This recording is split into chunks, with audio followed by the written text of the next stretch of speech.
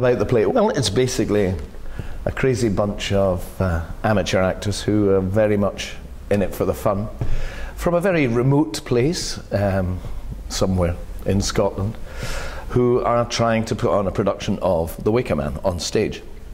Willow! Father? Willow, this is Sergeant Howie, a police officer from the mainland. He will be spending the night with us.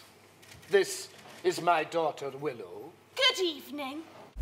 And it has disturbing parallels to the film in that they lure a police officer in, but in this case he's a guy who plays a police officer in a TV series, but that's good enough for them.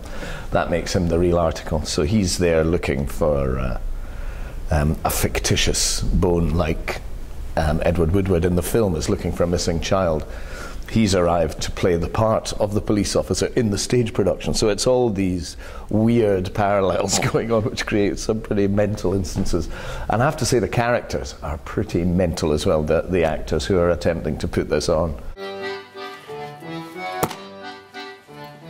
Much has been said of the strumpets of yore, of wenches and body house queens by the score. But I sing of a baggage that we all adore, the landlord's daughter. And there's lots of skeletons and cupboards and all sorts of stuff comes tumbling out as the show goes on. And by the end, I think you don't know who's trying to trick who into doing what. It's just fantastic. And in the middle of all that, there's singing and dancing as well. So it's pretty spectacular.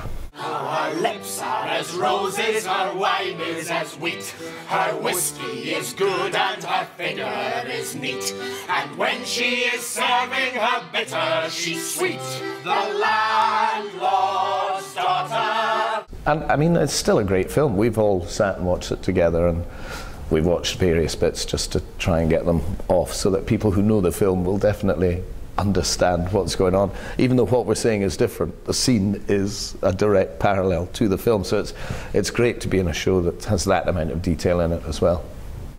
You'll never love another, although she's not that kind of girl to take home to your mother.